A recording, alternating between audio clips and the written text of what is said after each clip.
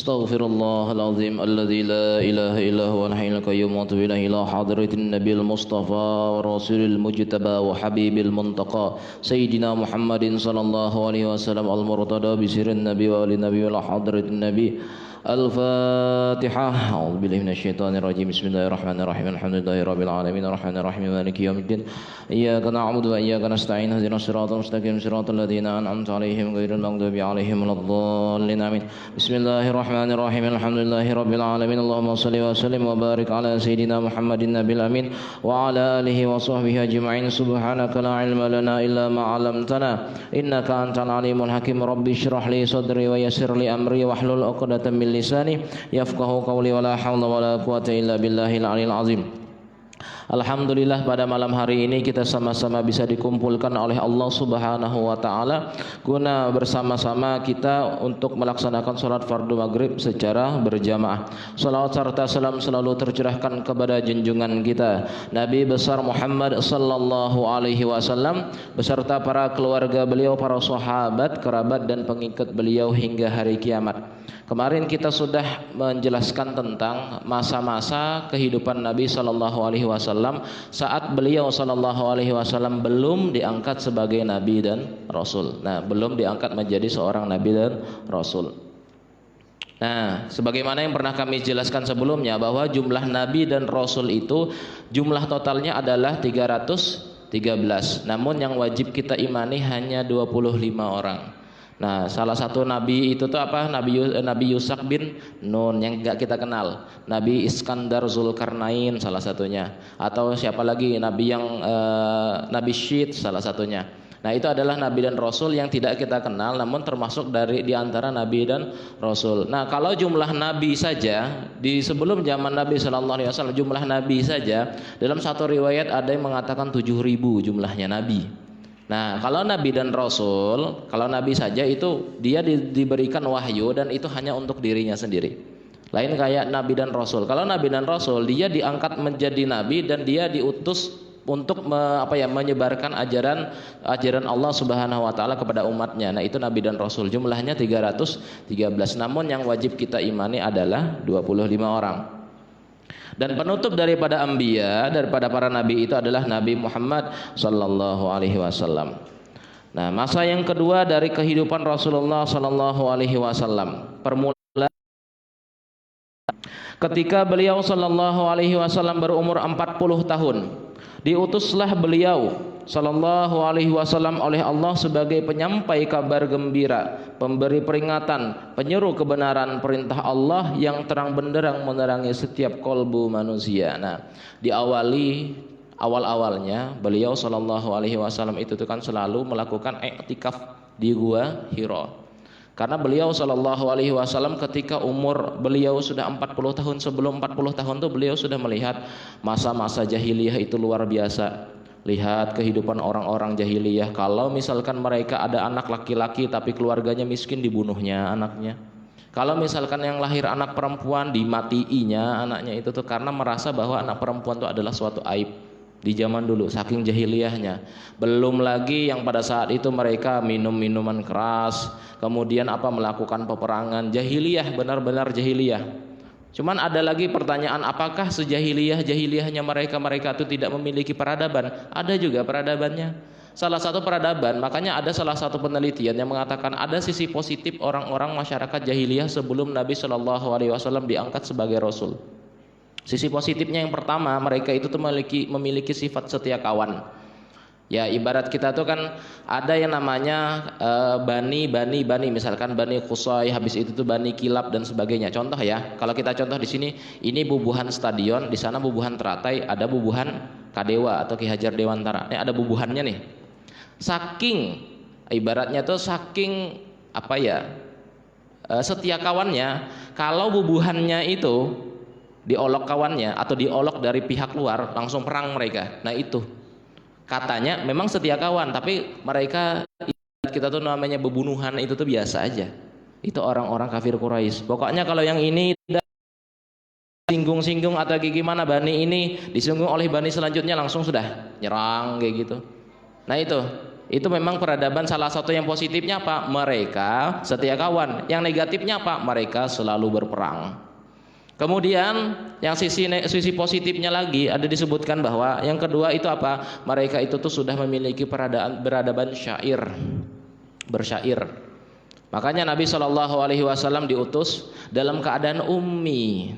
Ummi itu artinya apa? Bukan berarti beliau itu bodoh, bukan berarti beliau itu tidak bisa membaca dan menulis. Beliau tahu dan bisa membaca dan menulis, namun beliau lebih menyuruh orang lain untuk membaca dan menulis. Seandainya beliau Shallallahu Alaihi Wasallam mahir dalam membaca dan menulis, Al-Quran diturunkan pasti disebutkan, oh ini karangannya Muhammad ini.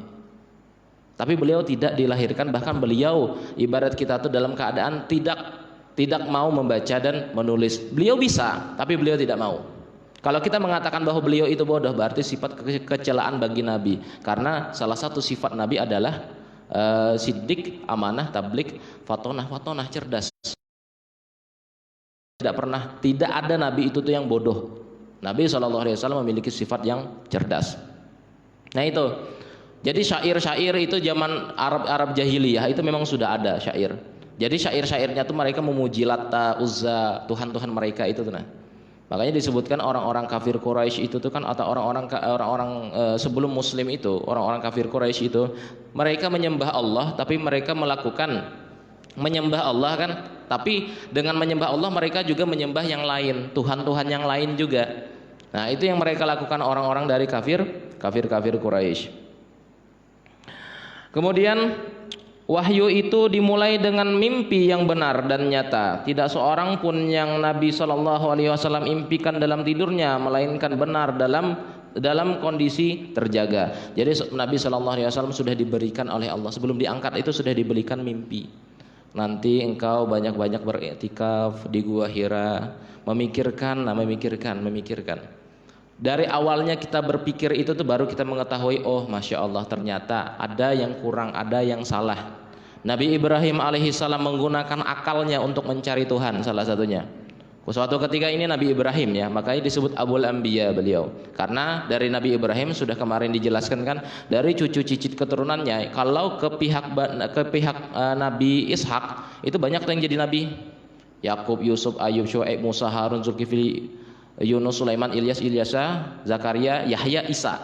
Tapi dari pihak Nabi Ismail terus ke bawah, nggak ada lagi yang menjadi nabi sampai Nabi Muhammad Sallallahu Alaihi Wasallam. Hanya itu. Nah, Nabi Ibrahim itu disebut Abul Anbiya salah satunya. Dan beliau itu tuh memiliki kecerdasan, cerdas beliau. Dan beliau itu tuh waktu itu sebelum diangkat menjadi nabi dan rasul, beliau ada perjalanan mencari Tuhan. Melihat matahari, besarnya luar biasa. Ini kayaknya Tuhanku, kata Nabi Ibrahim. Ternyata apa? Ketika sore kok Tuhannya seolah-olah itu tuh tenggelam. Waduh, mana ada Tuhan tenggelam? Tuhan itu kekal dan abadi. Berarti dia bukan Tuhanku, kata Nabi Ibrahim. Muncullah bulan. Lihat ada bulan, sepertinya dia ini Tuhanku. Nah, walhasil dilihat terus sampai pagi hari. Ternyata pagi hari makin memudar hilang. Kata Nabi Ibrahim, dia bukan Tuhanku. Tuhan tidak mungkin memudar dan menghilang, kata Nabi Ibrahim. Dilihat ada suatu pohon yang besar. Kemudian kata Nabi, ini Tuhanku. Ternyata qadarullah, Allah memberikan pada saat itu hujan dan pohon tersebut disambar oleh halilintar sehingga terbakar. Kata Nabi Ibrahim, dia bukan Tuhanku. Karena Tuhan tidak pernah musnah dan binasa. Akhirnya disimpulkan oleh Nabi Ibrahim alaihissalam bahwa Tuhanku adalah yang menciptakan matahari, bulan, pohon, dan alam semesta raya ini. Salah satu amalan Nabi Ibrahim, aku tidak ingin, kata Nabi Ibrahim, aku tidak pernah makan kecuali aku dengan tetangga. Itu amalan Nabi Ibrahim. Kalau misalkan makan, Nabi Ibrahim tidak pernah makan sendirian, pasti makan itu dengan tetangga, panggilnya kawan, kerabat. Bahkan beliau itu pernah berjalan sampai beribu-ribu kilometer dalam satu riwayat untuk mencari kawan untuk makan. Sehingga diriwayatkan, suatu ketika Nabi Ibrahim bermunajat, ya Allah, aku ingin sekali menjamu umat manusia seluruhnya. Pokoknya ingin memberi makan seluruh umat manusia yang ada di muka bumi ini sampai hari kiamat, kata Nabi Ibrahim. Ini ada dalam kitab Qasasul Anbiya. Kemudian Allah Subhanahu wa taala berfirman dengan kalamnya, kata Allah Subhanahu wa taala, aku akan memberikan kamu sesuatu benda dan kamu lemparkan ke lautan. Diberikan suatu benda sejenis batu, kemudian batu itu dilemparkan oleh Nabi Ibrahim ke lautan. Setelah dilemparkan ke lautan, laut itu awalnya asal mulanya tidak asin. Setelah dilempar ke lautan, laut menjadi asin. Itu adalah hidangannya dari Nabi Ibrahim alaihissalam. Coba aja kita makan nggak pakai garam, rasanya kayak gimana tuh?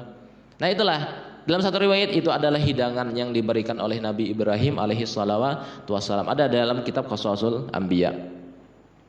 Nah makanya di sini disebutkan ada dalam suatu hadis mimpi. Nah kalau misalkan kita berbicara masalah mimpi kan, karena di sini disebutkan wahyu itu dimulai dengan mimpi yang benar dan nyata. Tidak seorang pun Nabi Shallallahu Alaihi Wasallam yang dia impikan dalam tidurnya melainkan benar dalam kondisi terjaganya.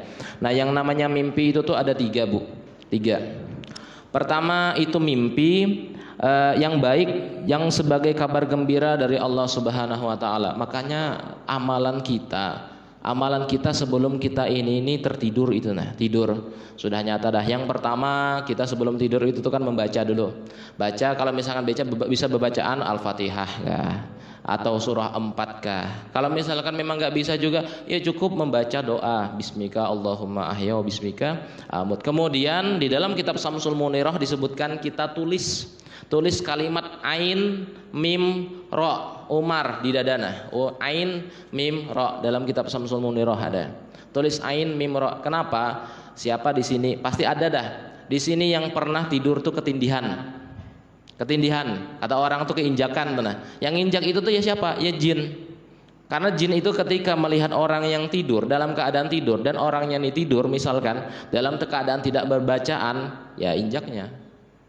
Dan kita merasa terinjak oleh mereka. Nah, makanya dalam kitab Samsul Munirah disebutkan tulis ain, mim, ro.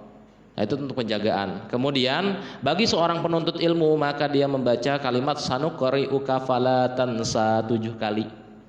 Surah apa tuh? Al-Ghasyiyah ya.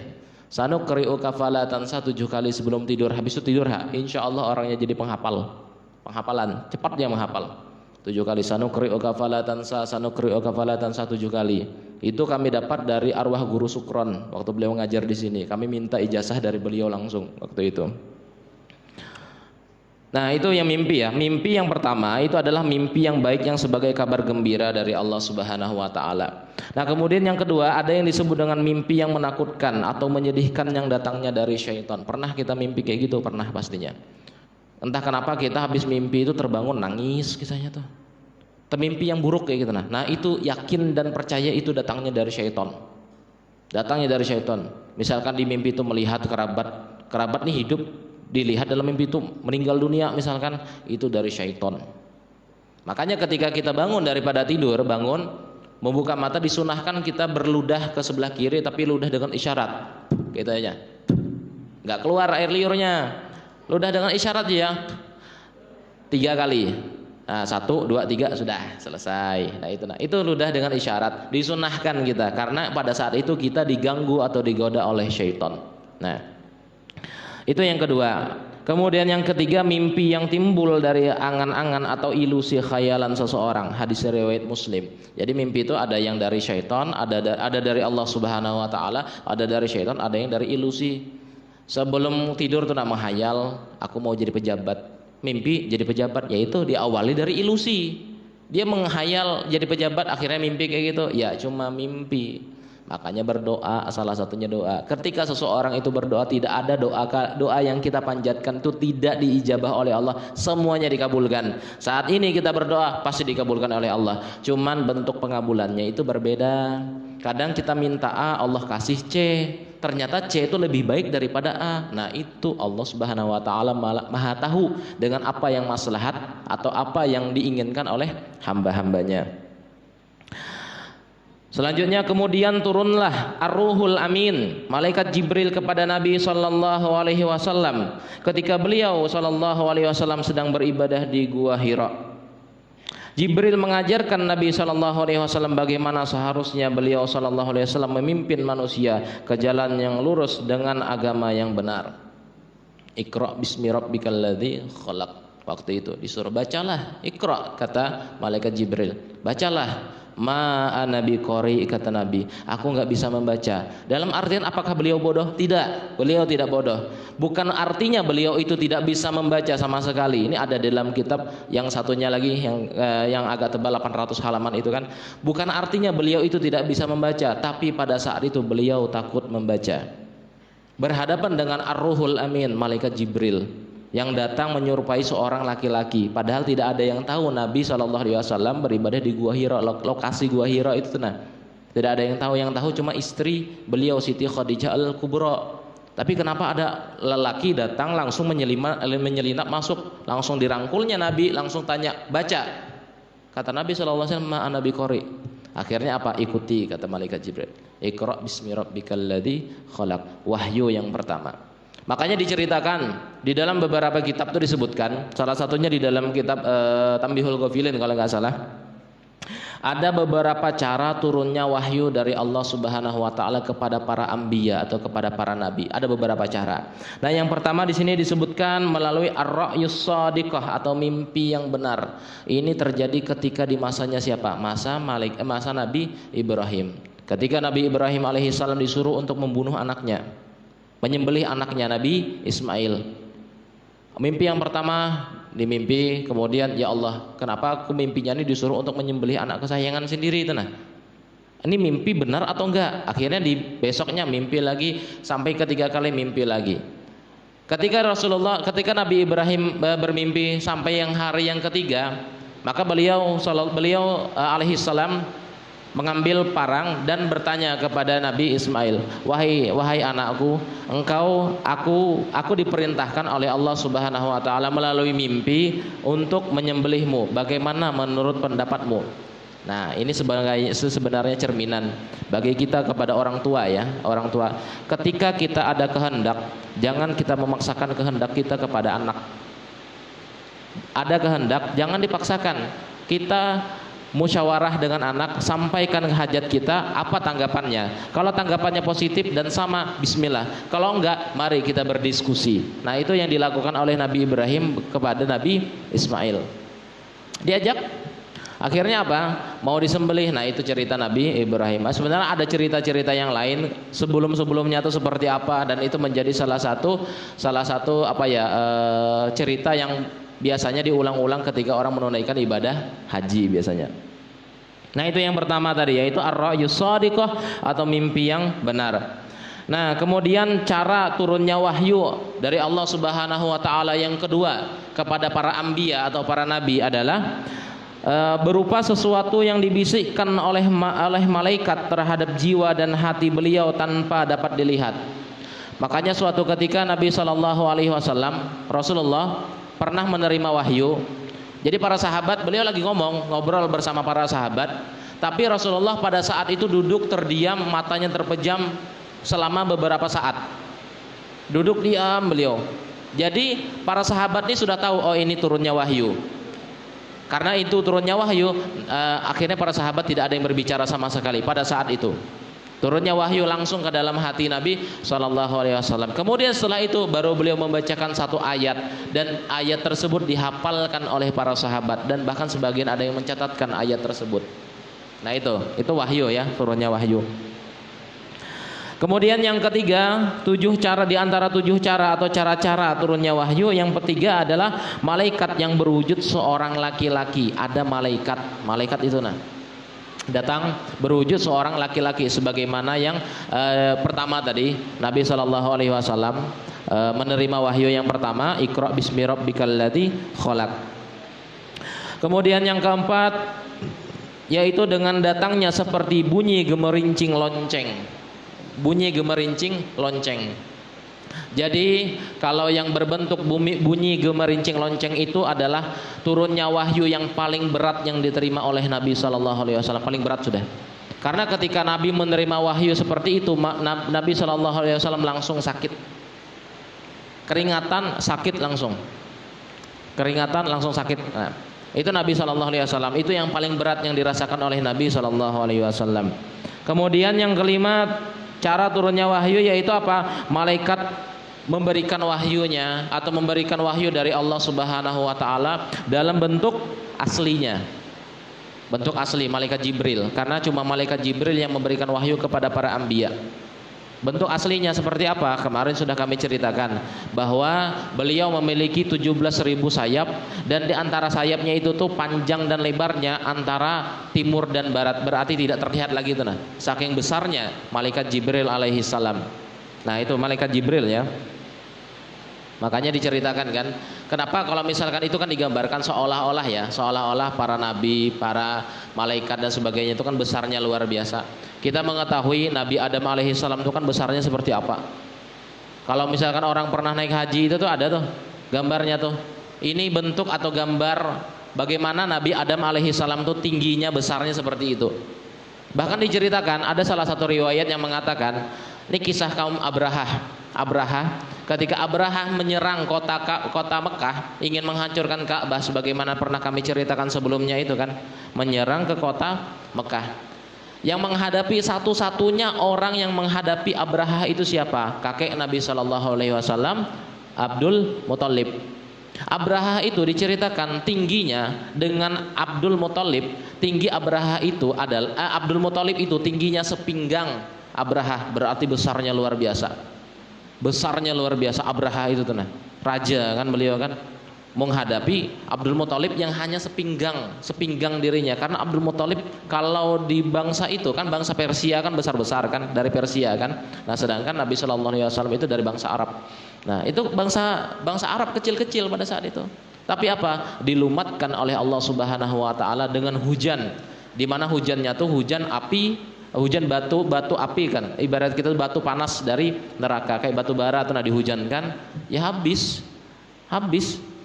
Ibaratnya meleleh semua gitu nah, kena ke kulit, dalam satu riwayat masuk ke kepala langsung tembus ke bawah. Tidak ada yang kayak kita misalkan kena panas kan mungkin nggak tembus lah, paling ya sakit lah. Tapi kalau misalkan itu cerita Abraha itu, dia langsung dihujankan oleh batu dari neraka, kena langsung tembus ke bawah, mati semuanya dan lenyap. Makanya diriwayatkan tidak ada jenazahnya mereka. Jenazah tentara bergajah itu tidak ada, sampai gajah-gajahnya tuh semuanya tuh mencair semuanya. Nah, itu besar ya Abraha itu. Apa cara turunnya wahyu itu seperti apa? Langsung Allah memberikan wahyu. Seperti apa contohnya? Nabi Shallallahu Alaihi Wasallam menghadap hadratullah ketika di Isra Mi'raj. Nanti ada kisahnya tentang Isra Mi'raj di langit, di Sidratul Muntaha. Nah, itu langsung beliau berhadapan dengan Allah Subhanahu wa taala, melihat zat Allah dan berhadapan dengan Allah Subhanahu wa taala. Nah, mendapatkan perintah secara langsung untuk melaksanakan ibadah salat, sehingga pada saat itu terjadi percakapan. Assalamu at-tahiyyatul mubarakatus salawatut thayyibatu lillah. Assalamu alayka ayyuhan nabiyyu, kata Allah Ta'ala. Assalamu alayka ayyuhan nabiyyu wa rahmatullahi wabarakatuh. Dijawab oleh Nabi, Assalamu alayna wa ala ibadillahi salihin, asyhadu an la ilaha illallah wa asyhadu anna Muhammadar Rasulullah. Nah, itu diabadikan ketika kita melaksanakan ibadah sholat, menjadi salah satu rukun qauli. Makanya kalau nggak baca itu nggak sah sholat kita. At-tahiyyatul mubarakatus shalawatut thayyibatu lillah, di rakaat akhir itu kan, rakaat 2 atau rakaat akhir. Kalau di rakaat akhir tidak membaca itu, hukumnya tidak sah sholat kita. Karena itu salah satu percakapan Allah Subhanahu wa taala dengan Nabi Sallallahu Alaihi Wasallam yang diabadikan di dalam sholat. Nah, kemudian yang terakhir adalah dengan cara apa? Turunnya wahyu itu dengan cara kalamullah, perkataan Allah. Allah memberikan suatu perkataan. Contohnya kayak gimana ya? Nabi Musa asal mulanya diangkat menjadi nabi itu ketika beliau berada di Bukit Tursina, melihat ada salah satu pohon di mana pohonnya itu tuh seolah-olah terbakar tapi tidak hangus. Nah, di sana Allah Subhanahu wa taala mengeluarkan kalamnya, perkataannya. Nah, di sana kata Allah Subhanahu wa taala, engkau diangkat menjadi rasul, tanggalkanlah sendalmu, kata Allah Subhanahu wa taala, lepas sandalnya. Nah, sedangkan Rasulullah Shallallahu Alaihi Wasallam ketika menghadap Allah Subhanahu wa taala, sandalnya tidak dilepas. Khusus kepada Nabi Shallallahu Alaihi Wasallam sampai sandalnya pun diangkat, dibawa untuk menghadap hadratullah. Sedangkan Nabi Musa, tanggalkan sandalmu, lepas sandalmu. Ada di dalam Al-Quran itu disebutkan. Nabi Musa disuruh melepas sandal. Rasulullah SAW sandalnya tidak dilepas sama sekali. Tidak ada suruhan dari Allah untuk menyuruhnya untuk melepas sandal. Nah, kemudian kata Allah Subhanahu wa taala, wahai Musa, lemparkan tongkatmu. Ketika dilempar berubah menjadi ular yang besar. Kemudian ketika diambil lagi kepalanya berubah menjadi tongkat. Masukkan tanganmu ke dalam sakumu, kemudian dikeluarkan berubah menjadi cahaya. Karena pada saat itu ujian yang diberikan oleh Allah kepada Nabi Musa berhadapan dengan orang-orang ahli sihir. Nah, ketika orang-orang ahli sihir itu kan tidak mungkin kita menghadapi sihir dengan logika, itu tidak pas. Sihir harus dihadapi dengan sihir pula. Nah, itu diantara 7 cara atau 7 cara turunnya wahyu. Nah, kemudian keadaan bangsa Arab sebelum Islam. Orang-orang Arab sebelum kedatangan Islam, mereka menyekutukan Allah dengan menyembah berhala dan menganggap bahwa patung-patung itu suci. Kebiasaan mereka adalah membunuh anak laki-laki mereka karena takut miskin dan kelaparan, serta mereka mengubur hidup-hidup anak perempuan mereka karena takut malu dan dicela oleh kaumnya. Mereka suka berselisih, bertengkar disebabkan masalah yang sepele, di mana segolongan mereka memerangi golongan yang lain dengan mudahnya. Nah, itulah yang kenapa ibarat kita tuh dari golongan-golongan bangsa Arab itu tuh mereka disebut dengan kaum jahiliyah. Memang ada salah satu kebiasaannya itu tuh, dan ini pernah, makanya ada satu riwayat ya, kenapa sahabat Umar, Sayyidina Umar bin Khattab, ketika beliau menoleh sebelah kanan, misalkan sholat kan, Assalamualaikum warahmatullah, kalau ke kanan pasti senyum, tapi kalau ke kiri Assalamualaikum warahmatullah pasti nangis. Itu Sayyidina Umar. Kenapa seperti demikian? Suatu ketika sahabat yang lain bertanya, wahai Sayyidina Umar, aku ingin bertanya, kenapa engkau seperti demikian? Kata Sayyidina Umar, aku menoleh ke sebelah kanan dan kata Sayyidina Umar, aku tertawa. Karena suatu ketika aku disuruh oleh bangsa pembesar-pembesar kabilah kafir Quraisy untuk membuat Tuhan, patung Tuhan katanya kan, membuat patung untuk disembah. Jadi dibuatnya lah dalam satu riwayat gandum atau roti, dalam satu riwayat kurma. Yang riwayat yang paling kuat itu dari gandum. Nah, dibuatnya dari gandum, kue dibuatnya, dibentuknya menjadi patung dan itu disembah. Ketika itu dibuatnya menjadi patung dan disembah. Setelah disembah, kata Sayyidina Umar, waktu beliau masih menjadi orang kafir kan, kata Sayyidina Umar, aku menyembahmu, tapi selama aku menyembah aku ini lapar, tidak ada diberi makan dan sebagainya. Aku minta izin agar aku memakanmu. Akhirnya apa? Dimakannya Tuhannya sendiri. Nah, akhirnya apa? Itulah yang menyebabkan kenapa Sayyidina Umar kalau menoleh sebelah kanan pasti tertawa, mengingat yang itu. Tapi ketika menoleh atau salam ke sebelah kiri pasti beliau menangis. Karena apa? Beliau ingat apa yang pernah beliau lakukan ketika beliau mengira memiliki seorang anak, itu anaknya laki-laki, tapi ternyata anak perempuan. Dikuburnya lah hidup-hidup anaknya dikubur hidup-hidup. Itu yang dilakukan oleh Sayyidina Umar bin Khattab. Memang banyak kebiasaan-kebiasaan jahiliyah, dan memang hampir rata-rata ya, kalau misalkan kebiasaan-kebiasaan jahiliyah itu tuh macam-macam. Salah satunya fitnah, kemudian dendam dan lain sebagainya. Oleh karena itu sesuatu yang membuat kita terpecah atau berperang itu tuh usahakan dihindari. Jangan sampai.